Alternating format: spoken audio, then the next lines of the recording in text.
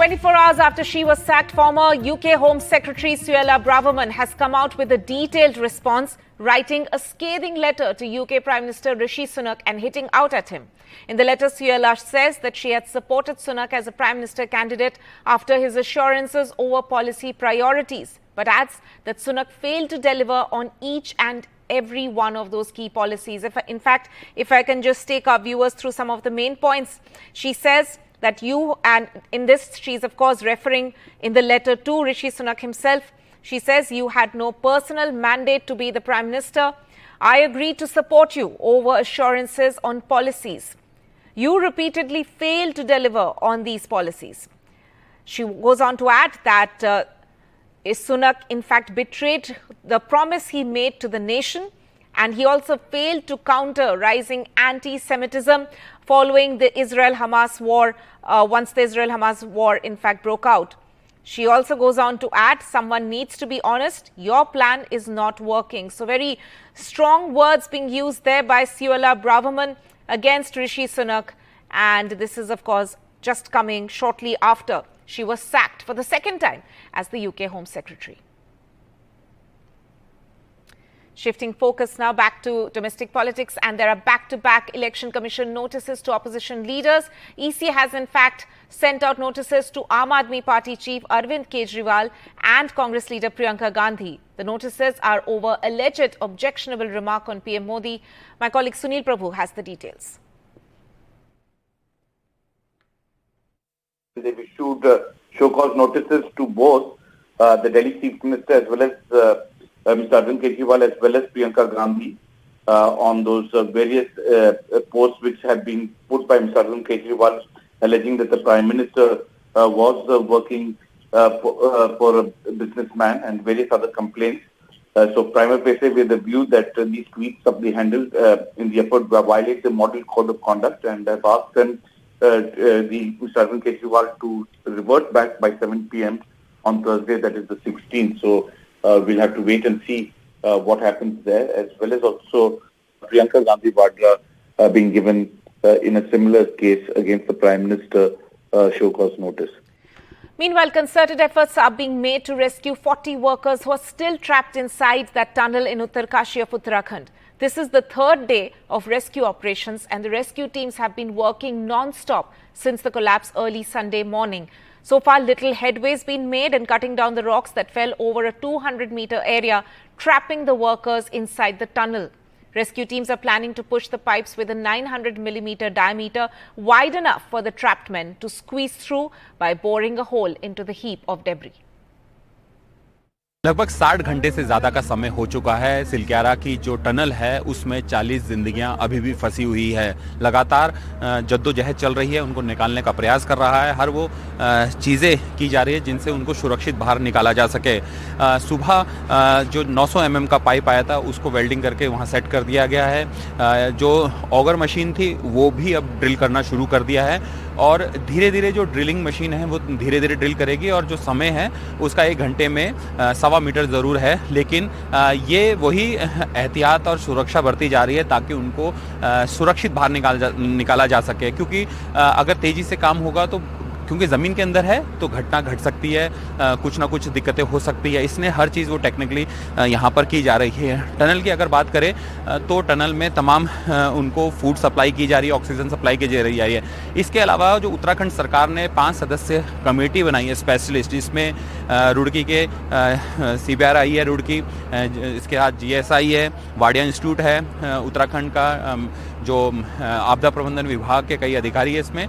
तो कुल मिला के जो साइंटिस्टों की टीम है यहाँ पर वो पहुंची, ना सिर्फ उन्होंने इस टनल में बल्कि टनल के आसपास ऊपरी इलाकों में, आसपास के इलाकों में वो सारी चीज़ें जांच की है कि आखिर ये जो लैंडस्लाइड हो रहा है अंदर, ये कौन सी जगह पे हो रहा है, ये मट्टी कौन से इसकी है और ये सुरक्षित है या नहीं, इसके अलावा और जगहें कैसी है, वो सारी जो जियोलॉजिस्ट के रूप में ये चेक कर रहे हैं। धरती के अंदर किस तरीके की परत है, जमीन चट्टानों की, बाहर किस तरीके से है, पानी का निकासी कहाँ हो रही है, ये सारी वो चीज़ें हैं जिन पर ये साइंटिस्ट अभी दौरा करके गए हैं। और लगातार सभी का यही प्रयास है कि किस तरीके से उनको बाहर निकाला जा सके। लगातार ड्रिलिंग मशीन काम कर रही है और धीरे धीरे वो पाइप को सेट करेगी और उम्मीद जताई जा रही है कि अगले करीबन 10 से 12 घंटे बाद कोई ऐसी सूचना आएगी जिसमें ये कहा जाए कि कम से कम वो जो पाइप है वो ठीक फिट हुआ है और लोगों को सुरक्षित बाहर निकालने के लिए आगे भी प्रयास होगा। फिलहाल सभी इस प्रयास पर है कि उनको सुरक्षित निकाला जा सके। Now, is adultery going to be recriminalised? In fact, a parliamentary panel has recommended just that. The panel said that adultery should be made a gender-neutral crime. In fact, 8 opposition members in the panel have filed dissent notes on this. Remember, back in 2018, the Supreme Court had struck down adultery section in the IPC. Adultery is a compact between two individuals. If the marriage breaks down, and the aggrieved spouse may sue for divorce or for civil damages against the partner. What is the business of the state to enter into the private lives of two individuals and say, I'll punish you? What has the state got to do with punishing a person who is committing adultery? Therefore, an adultery can be for many, many reasons. Adultery need not always be from uncontrolled carnal desire. Adultery can arise out of many reasons: living apart, working apart, not meeting each other often, out of impotence of the husband or the wife. Many, many reasons. Now, we can't sit here and judge whether the reason is good or bad.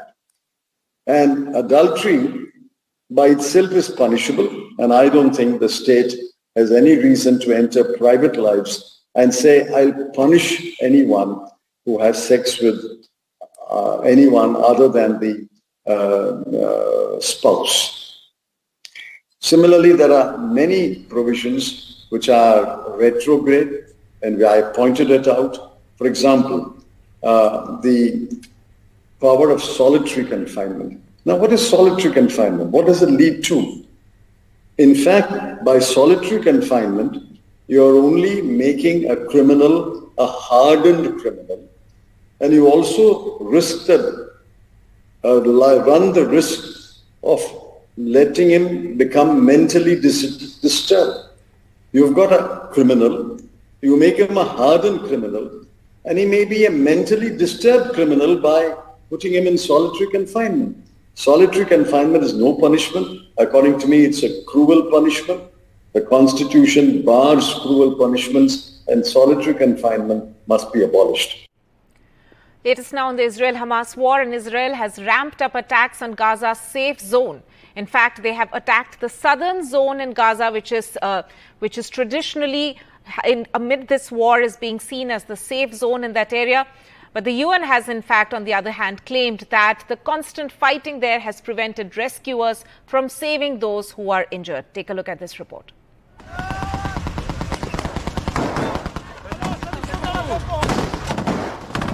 The Israel Defense Forces have been battling Hamas fighters in Gaza for more than 2 weeks now. The IDF claims to have eliminated many top-level Hamas commanders, and dozens of IDF soldiers have died. According to reports, the Israeli Defense Minister has said that Hamas has lost control of the Gaza Strip as the Israeli army moves forward to fully capture Gaza City, which is a Hamas stronghold.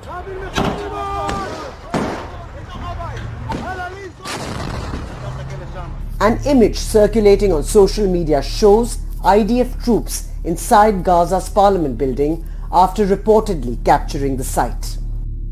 המשימות מוגדרות וצה"ל הולך ומבצע את משימתו.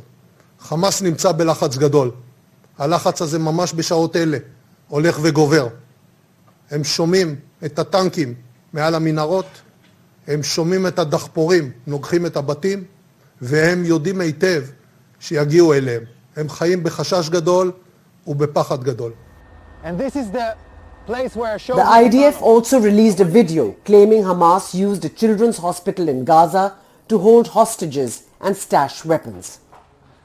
Another hospital, Al-Shifa, which is Gaza's biggest, has stopped functioning as Israel has laid siege to it. Israel claims Al-Shifa to be Hamas's headquarters. Other hospitals in North Gaza have met the same fate with no place to even bury the dead. The UN Agency for Palestinian Refugees warned on Monday that its operations in Gaza would shut down within 2 days due to fuel shortages. The agency says no fuel has entered Gaza ever since the war started on October 7th. Israeli airstrikes continue to pound Gaza as dozens were killed in Jabalia and at least 13 in Khan Yunis. Though Hamas seems to have its back against the wall at the moment, rockets launched from the Gaza Strip continue to land in Israel territory. With Vishal Vivek, NDTV Bureau Report.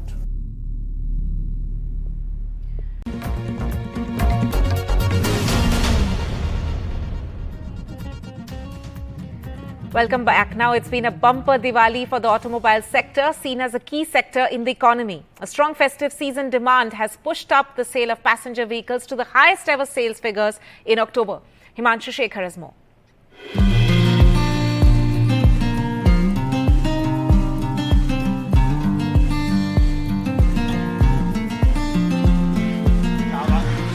Kunwar Chand was waiting for an auspicious occasion to buy a new motorcycle this festive season. He was happy to get his favorite motorcycle model the day he bought it. मुझे धनतेरस पे लेनी थी। Actual हम duty purpose से कहीं बाहर फंसे हुए थे, हम उस टाइम आ नहीं पाए, जिसकी वजह से हम आज उठा रहे हैं, इसको परचेज कर रहे हैं। अगले त्योहार के मौसम में हर आदमी के अंदर उत्साह होता, मैं कुछ ना कुछ खरीदूं और लूं। इस वजह से इसकी मार्केट में काफी बढ़ोतरी हुई है। Kunwar Chand is among the lakhs who bought personal vehicles during the festival. Auto dealers say a strong festive season demand has pushed up sales of two-wheelers this year. A total of 18.96 lakh units of two-wheelers were sold in October alone, a growth of over 20% over sales in October last year. Rural area में भी अच्छे पैसे लोगों को आए हैं। दूसरा ये है कि हर कंपनी ने बड़ी अच्छी स्कीम्स दी हैं अब की बार। बहुत सारी गिफ्ट्स भी साथ में हर कंपनी ने गिफ्ट्स दी हैं। नवंबर में भी अच्छा है क्योंकि धनतेरस नवंबर में ही थी अब की बार, तो अब की बार नवंबर भी अच्छा जाएगा। ये नवंबर महीना भी मतलब जैसे हमारी धनतेरस पे बहुत अच्छी पिछले साल से अच्छी सेल गई है सभी की। The festive sentiment is strong in passenger vehicle and three-wheeler segments as well. Sales reached the highest ever levels in October this year. Because of the spurt in demand during the ongoing festive season, the sale of passenger vehicles and three-wheelers have registered a record increase in the month of October. With a significant improvement in the economic sentiment this festive season, good times are ahead for the automobile sector. With Mohammad Mursalin and Himanshu Shekhar, NDTV Bureau Report.